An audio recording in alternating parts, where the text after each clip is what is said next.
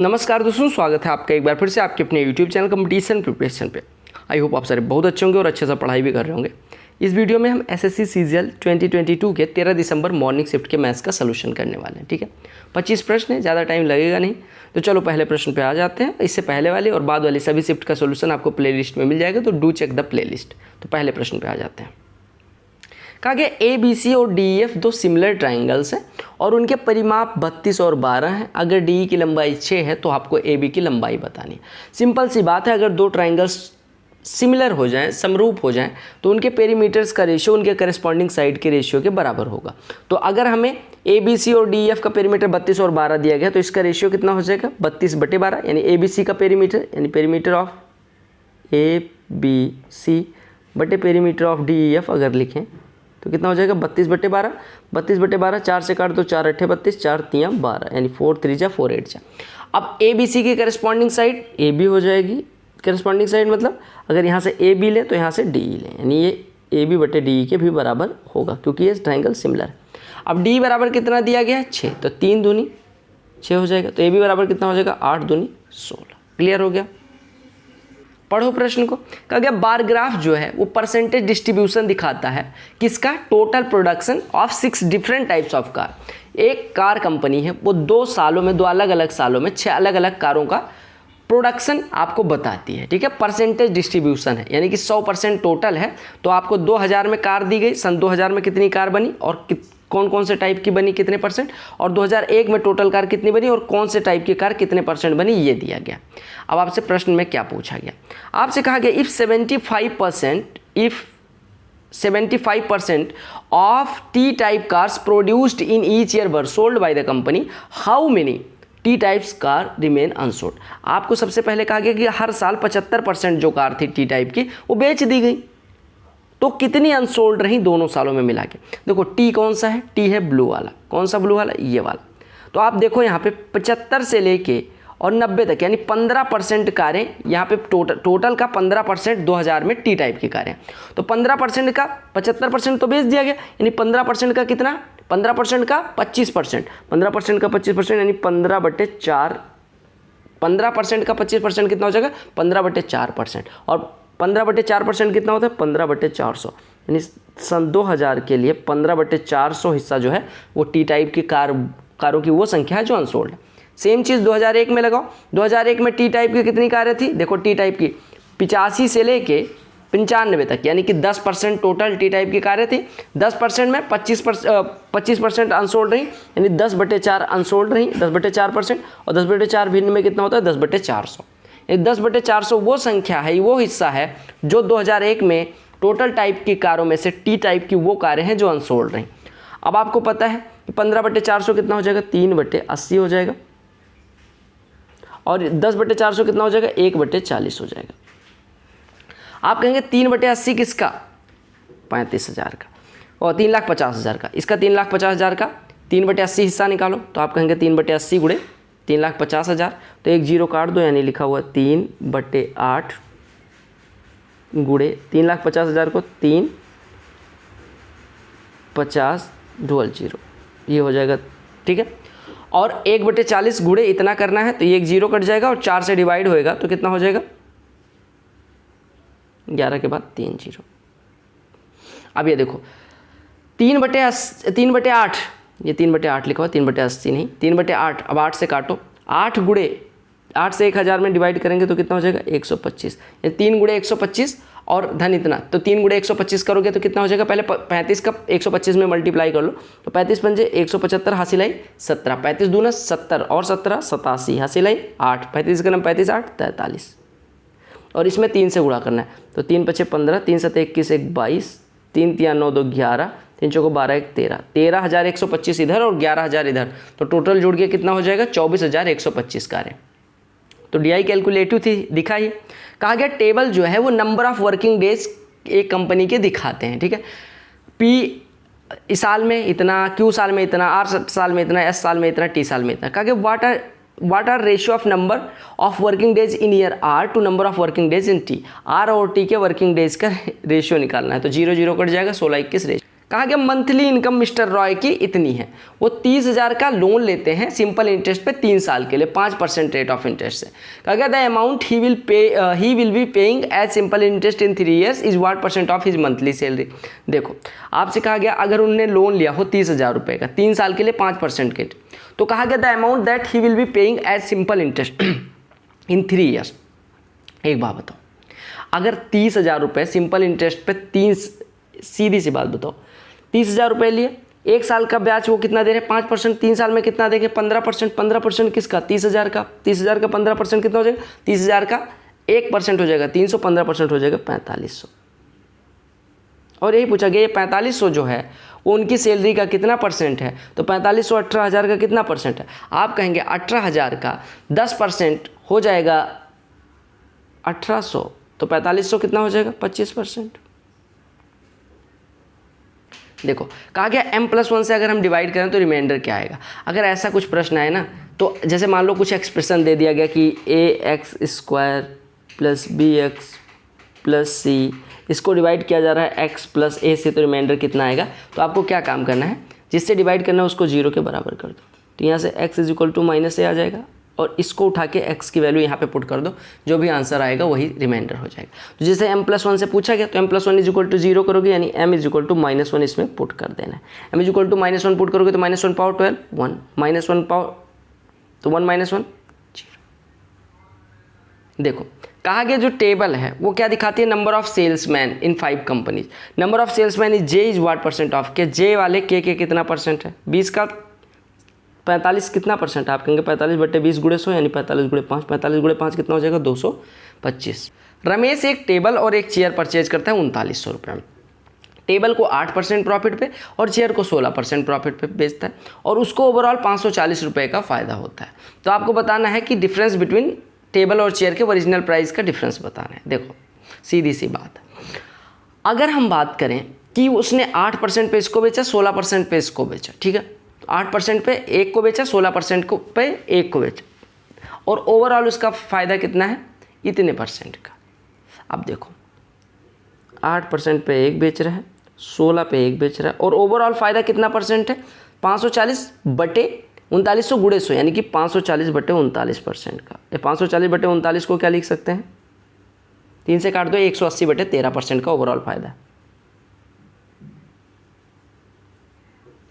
बस अब काट पीट लो, तो ये घटाओगे तो 76/13 हो जाएगा, इधर घटाओगे तो 13 × 16 कितना होता है, अरे भैया 208, ये 28/13 हो जाएगा मेरे हिसाब से। देखो और 16 × 13 कितना हो जाएगा 208, 208 में से 180 घटेगा 28/13। ये जो रेशियो होगा इनके कॉस्ट प्राइस का रेशियो होगा, क्योंकि 8 और 16 का रिजल्टेंट अगर 180/13 है तो आप निकाल लो, 13 कट गया, 4 से काटो 4 7 28, 4 9 6 4, ये हो गया। यानी कि एक का कॉस्ट प्राइस 7 है, एक का कॉस्ट प्राइस 19 है, तो 7 और 19 26, 26 = 3900। देखो इनका रेशियो है, एक इसका रेशियो था, ये आपका टेबल का था, ये आपका चेयर का था, यानी टेबल और चेयर के कॉस्ट प्राइस का रेशियो आएगा 7:19।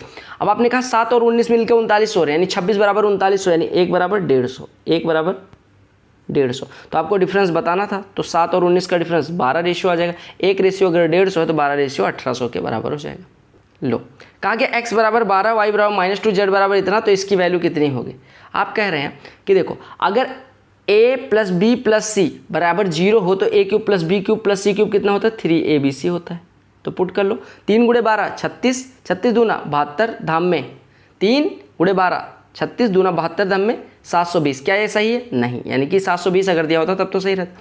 अगर x + y = 48, 4xy = इतना, तो आपको पता है x² + y² कितना होता है, x² + y² can be written as x + y का होल स्क्वायर यानी कि 48 का स्क्वायर -2xy यानी कि 64। 48 का स्क्वायर कितना हो जाएगा, 48 का स्क्वायर कितना होता है मुझे याद ही नहीं आ रहा, यानी हो जाएगा 50 - 2 का स्क्वायर 2500, 4 और ये 2400 कितना हो जाएगा, अरे छोड़ो ये छोड़ो, हाँ ठीक है बिल्कुल सही।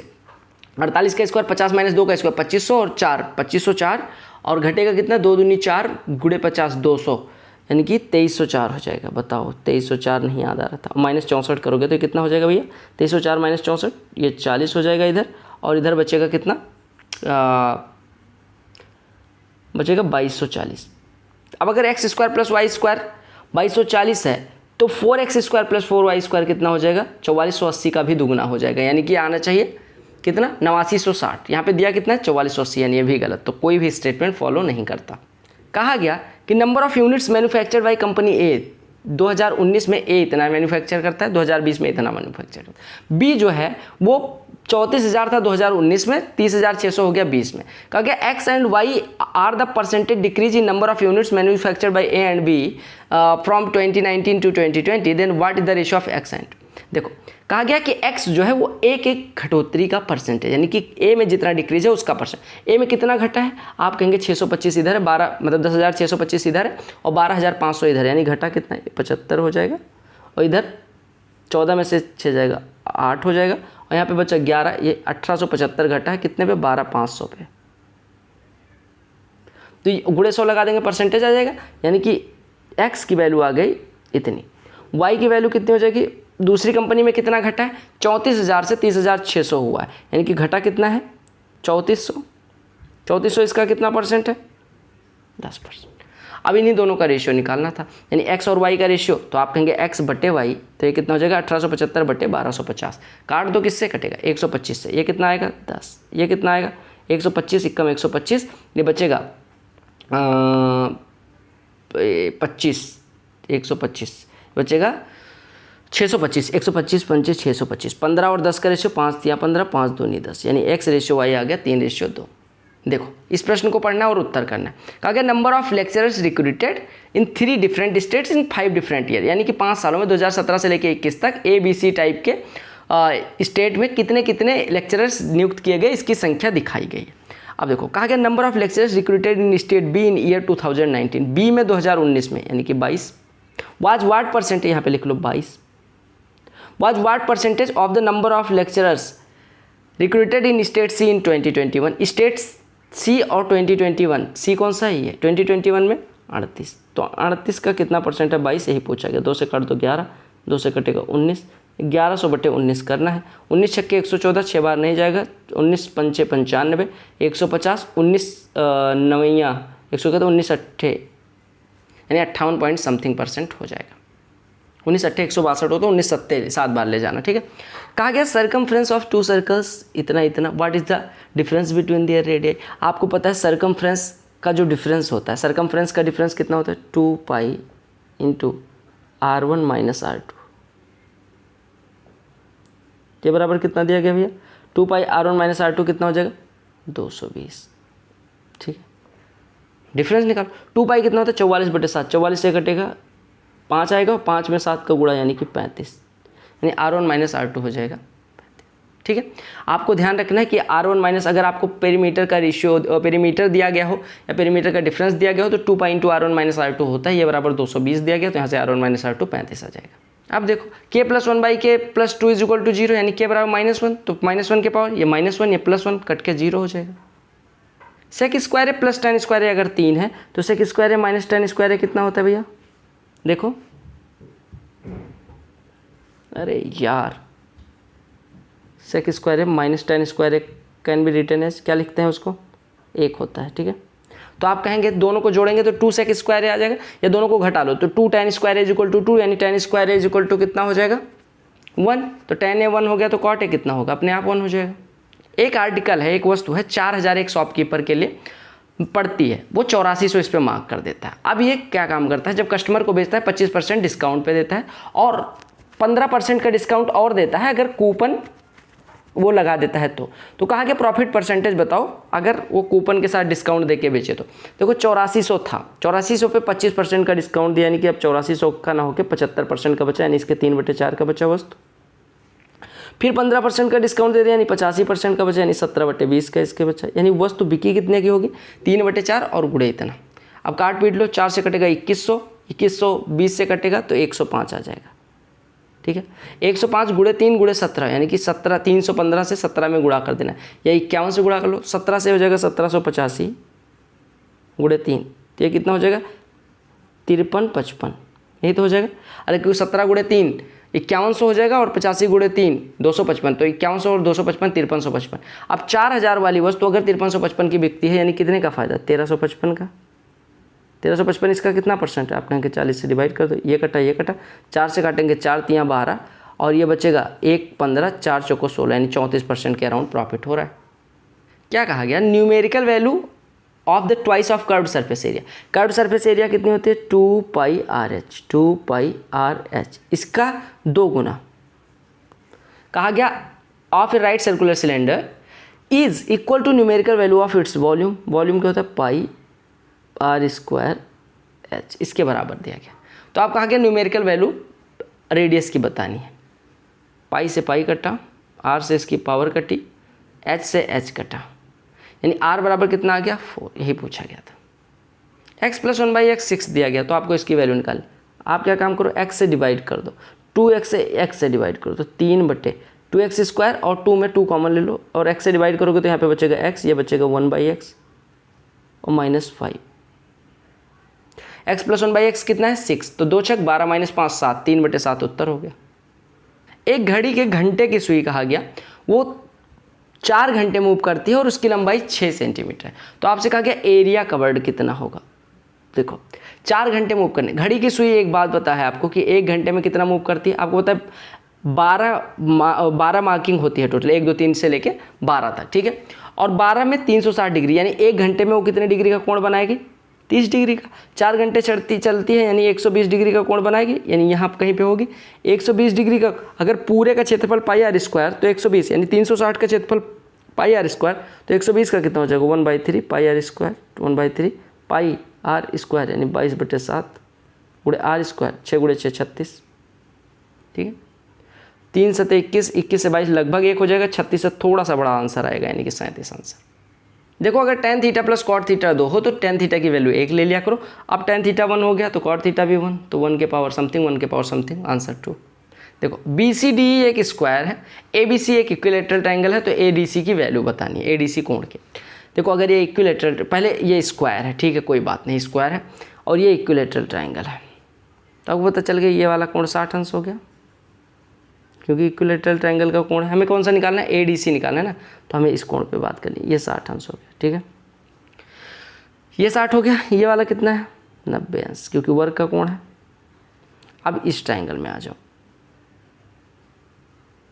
आपको पता है ये वर्ग है तो ये भुजा इस भुजा के बराबर होगी, और ये इक्विलेटरल ट्रायंगल है तो इसकी तीनों भुजाएं बराबर होंगी। यानी इनडायरेक्टली हम कहें तो देखो ये वाली भुजा AC और CD बराबर हो गई।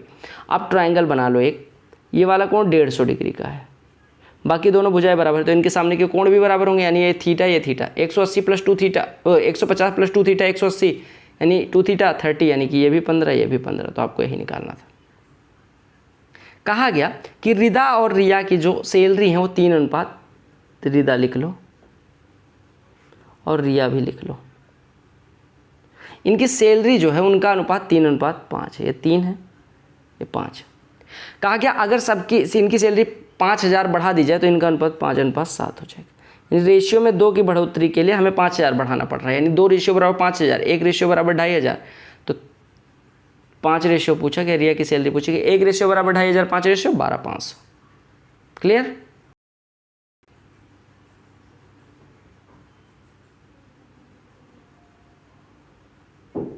देखो क्या कहा गया, राम श्याम रोहन रीता और मुकेश 5 मेंबर हैं एक फैमिली के, जिनका वेट तब नापा जाता है जब कोई मेंबर ऐड होता है, ठीक है, और हर बार पाया जाता है कि उनका एवरेज वेट 2 किलोग्राम बढ़ गया है। तो आपको बताना है कि मुकेश जो है वो राम से कितना हैवी है। अब राम का कुछ वेट मान लो, राम मान लो 10 किलोग्राम का है, ठीक है। श्याम के आते, अब देखो राम का अकेले है तो 10 किलोग्राम इसका औसत वजन है, मान लो अकेले का तो कोई औसत होता नहीं। राम और श्याम आए तो इनका औसत वजन 10 ना होकर 12 हो गया, 12 मतलब कि 24 किलोग्राम टोटल। इनका औसत कितना हो चुका है 12, यानी कि अगर औसत 12 है तो इनका टोटल वजन 24, यानी कि श्याम का वजन यहाँ से 14 किलोग्राम हो गया, ठीक है।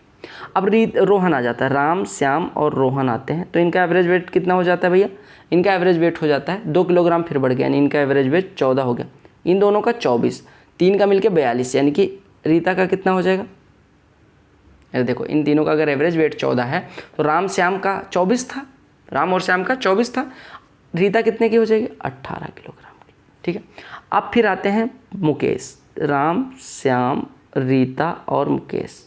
एवरेज कितना हो गया, 2 किलोग्राम फिर बढ़ गया यानी 16, यानी टोटल हो गया 64 और इन तीनों का मिलके 42 है। तो मुकेश कितना हो जाएगा, 22 किलोग्राम का, यानी मुकेश कितना हो जाएगा, 22 किलोग्राम का। एक मिनट, मुकेश नहीं, ये अभी कौन है, राम, श्याम, रोहन, ये रीता आई है, ठीक है। तो रीता कितने की हो जाएगी, 22 किलोग्राम की। अरे देखो इन तीनों का कितना था, देखो इन तीनों का अगर एवरेज 14 है तो मिलके 42 और 4 का एवरेज 16 है, तो यानी कि चारों का योग 64 है। तो 3 42 4 64, यानी कि ये जो लास्ट वाला है उसका वजन कितना हो जाएगा, 22 किलोग्राम। अब आते हैं, कौन आता है भाई साहब, अब आते हैं मुकेश, यानी अब बचे R plus Sita plus Rohan plus Rita plus Mukesh. अब एवरेज कितना हो गया, 16 से 2 बढ़ के 18, यानी कि अब टोटल कितना हो गया, 72 किलोग्राम। इन चारों का मिलकर कितना है, 64, सॉरी पाँचों का, देखो अगर पाँचों का औसत 18 है तो पाँचों का वजन कितना हो गया, 90। इन चारों का कितना है, 64, तो ये कितने के हो जाएंगे, 26 के।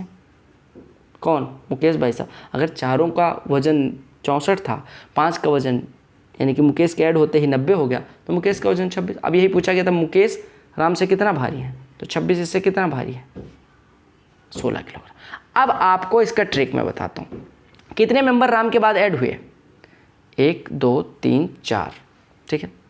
तो आप देखते जाओ, पहले 26 आया, 22 आया, 18 आया, 14 आया, यानी कि 2 किलोग्राम एवरेज बढ़ाने के लिए 4 किलोग्राम वजन बढ़ता जाता है।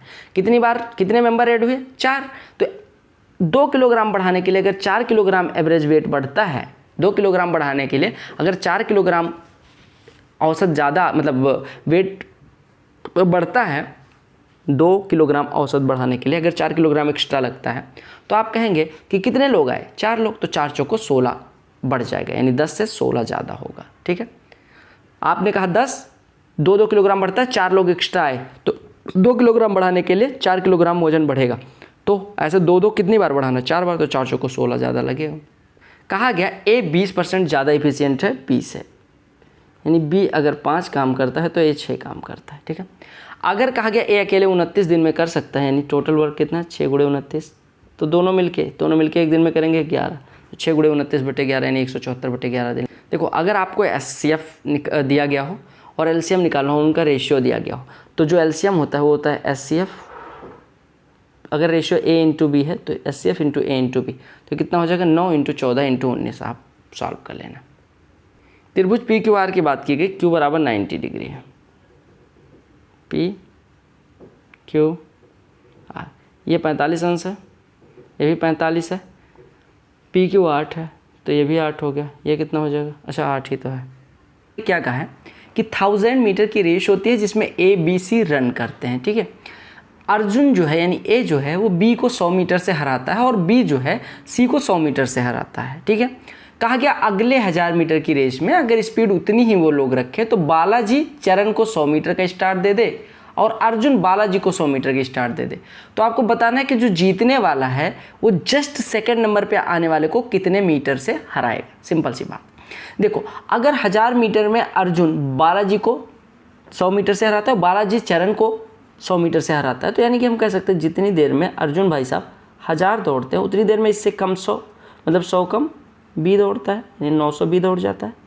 और जितनी देर में 1000 B दौड़ता है उतनी देर में 900 C दौड़ता है, ठीक है। यानी हम अगर बात करें तो A और B की चाल का जो अनुपात है और B और C की जो चाल का अनुपात है वो 10:9 है। अब इनका कंबाइंड रेशियो निकाल लो। कंबाइंड रेशियो निकालोगे तो यहाँ पे 9 आ जाएगा, यहाँ पे आ जाएगा 10, यानी 10 × 10 ये 100 हो जाएगा, ये 90 हो जाएगा और ये 81 हो जाएगा और ये इनकी चालों का अनुपात हो जाएगा, ठीक है। अब देखो चालों का अनुपात आ गया। उसके बाद इस पहले वाले इक्वेशन से कोई मतलब नहीं, यानी इससे भाई साहब से कोई मतलब नहीं। अब अगले पार्ट पे आते हैं। कहा क्या गया, देखो एक चीज़ जाना, हेड स्टार्ट देने का मतलब ये होता है कि आप 100 मीटर आगे जाके खड़े हो जाओ। यानी कि देखो ये रेस शुरू हुई, रेस में क्या होता है कि A जो है वो B भाई साहब को कहता 100 मीटर आगे खड़े हो तुम, और B कहता C को कि तुम 100 मीटर आगे मुझसे खड़े हो जाओ। यानी B से C कितने मीटर आगे खड़ा होता है, 100 मीटर। और यहाँ कहीं पे ख़त्म होती है रेस। यानी कि हमें दौड़ना कितना, सी को दौड़ना है 100, मतलब 100 + 100 200 कम, यानी 200 कम कितने से, 1000 से, यानी सी को दौड़ना है 800, बी को दौड़ना है 900 और ए को दौड़ना है 1000। अब अगर 81 के स्पीड से दौड़ें तो सी 800 कितनी देर में दौड़ जाएगा, 800/81 में, 800/81 यानी कि आपको पता है 800/81 यानी कि ये 10 से कम आएगा, ठीक है, यानी कि 10 से कम सेकंड लगेगा इसको। और बी को 900 दौड़ना है 90 की स्पीड से, इनको 10 सेकंड लगेगा, और ए को 1000 दौड़ना है 100 की स्पीड से, इनको भी 10 सेकंड लगेगा। तो यानी बी और सी तो डेड हीट पे खत्म करेंगे रेस, यानी बी और ए डेड हीट पे खत्म करेंगे, यानी एक साथ पहुंचेंगे। जीतेगा कौन, सी। सी कितने सेकंड में दौड़ जाता है, 800/81, 800/81 लगभग 9.8 के बराबर है, ये 9.87 के बराबर आएगा, यानी 9.87 सेकंड में रेस सी के लिए खत्म हो जाती है। और सी के लिए अगर 9.87 मिनट में रेस खत्म हो जाती है, 9.87 सेकंड में रेस खत्म हो जाती है, तो उतने सेकंड में बाकी दोनों कहाँ होंगे, आप कहेंगे बाकी 100 वाला ये यहाँ पे होगा 987 पे, ठीक है। और अगर हम बात करें इसकी, इन भाई साहब की, कौन से भाई साहब की, इनकी, तो ये 90 के स्पीड से कितने दूरी पे होंगे, 90 × 9.87 यानी कि 9 × 98.7, तो गुणा कर लो, 9 × 7 = 63, 9 × 8 = 72 और 6 = 78 और 9 × 9 = 81 और 7 = 88, ठीक है। यानी कि ये इतनी दूर, फिर से गुणा कर लो, 9 × 7 = 63, 9 × 8 = 72, 6 × 78 और 9 × 9 = 81, 7 = 88, यानी कि 88.83 मीटर ये तो भाई साहब दौड़ गए होंगे। तो एक भाई साहब 1000, मतलब समझ रहे हो, यानी कि 888.3 सेंटीमीटर या मीटर ये दौड़ गए होंगे, क्योंकि जितने सेकंड में सी पहुंचा उतने सेकंड में दूसरे वाले भाई साहब कितना दौड़े होंगे, 888.3। तो कितने मीटर, 100 मीटर वो ऑलरेडी उनको कम दौड़ना था, यानी उनको दौड़ना था 900 मीटर, जिसमें वो 888 दौड़ गए, यानी कितने मीटर से हारे, 12 मीटर से। अगर हम दूसरे वाले भाई साहब की बात करें तो वो भी लगभग 12-13 मीटर से हारेंगे। लेकिन एसएससी ने 20 क्यों दिया है ये समझिएगा, इन्होंने क्या काम किया, 800/81 जो सी द्वारा लिया गया समय है उसको 9.87 ना लेके 9.8 ले लिया। कितना ले लिया, 9.8 ले लिया, 9.8 ले लिया। अब अगर 9.8 ले लिया तो 9.8 सेकंड में 100 की स्पीड से 980 मीटर दौड़ जाएंगे ए भाई साहब। यानी ए कहाँ पे होंगे, जब रेस सी यहाँ पहुँच चुका होगा, यानी सी यहाँ आ गया तो ए कहाँ पे पहुँच चुके होंगे, यहाँ पे। कितने, 100 की स्पीड से 9.8 सेकंड में 980 मीटर, यानी 1000 मीटर की रेस में 980 दौड़ गए तो हारे कितने से, 20 मीटर। सिंपल सा प्रश्न था। आई होप आपको सारे प्रश्न समझ में आ गए होंगे। अगर समझ में आ गए तो वीडियो को लाइक करना, चैनल को सब्सक्राइब करना ना भूलें। मिलते हैं अगली वीडियो में, तब तक के लिए bye, take care, love you all the very best.